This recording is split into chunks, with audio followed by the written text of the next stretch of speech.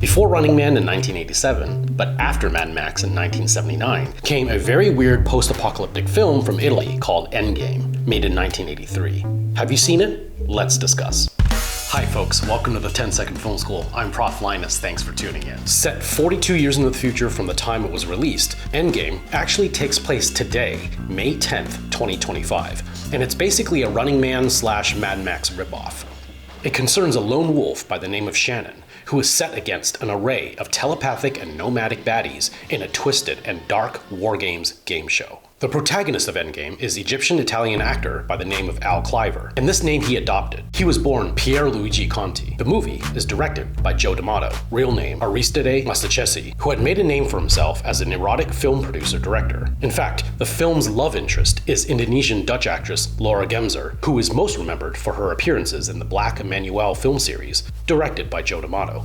Curious note, for this directorial effort, he went by an additional different pseudonym, Stephen Benson, which is interesting, since D'Amato had said towards the end of his life that of all his directorial efforts, this was his favorite. So in addition to ripping off Running Man and Mad Max, and by the way, there are tinges of The Most Dangerous Game in there too, this movie also rips off Soylent Green, a movie that came out just 9 years prior to this.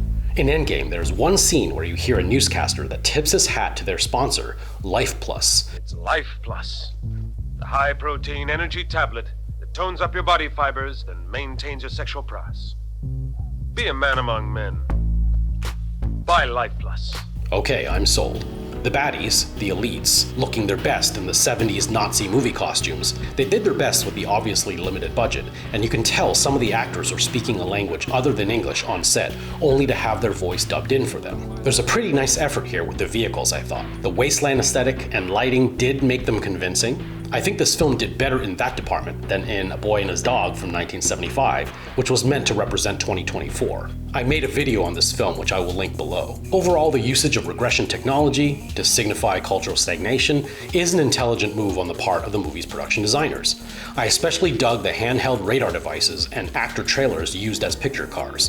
Very smart. The ghetto parts of the film, gotta love these skin-tight officer uniforms. And it's super funny to me that the people running the show are betting as well. Probably filmmaker comment on the corruptibility of game shows, sweepstakes laws, or racketeering. The first time the score really kicks in and serves some emotional function is 44 minutes into the movie, and it is needed. This movie does feel like it's missing a lot of score. And thank goodness for the music, because what better way to accompany the Kung Fu master with a claymore strapped to his back? Not to mention my favorite scene, as if something out of second generation Mortal Kombat, we suddenly see a whole team of evil monks who everyone assumes is harmless because they can't see.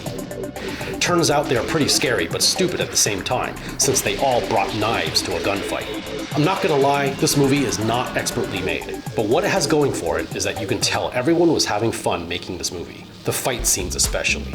What did you think of this video? What did I miss? And what other movies do you know that were set in 2025? Comment below.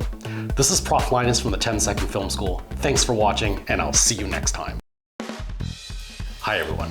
If you like what you saw, please consider following me on the social media links you see on the screen. If you wish to show more support, I will include a link to purchase my new classroom textbook and my Patreon page, which I will link below. Thank you so much again for watching, and don't forget to subscribe.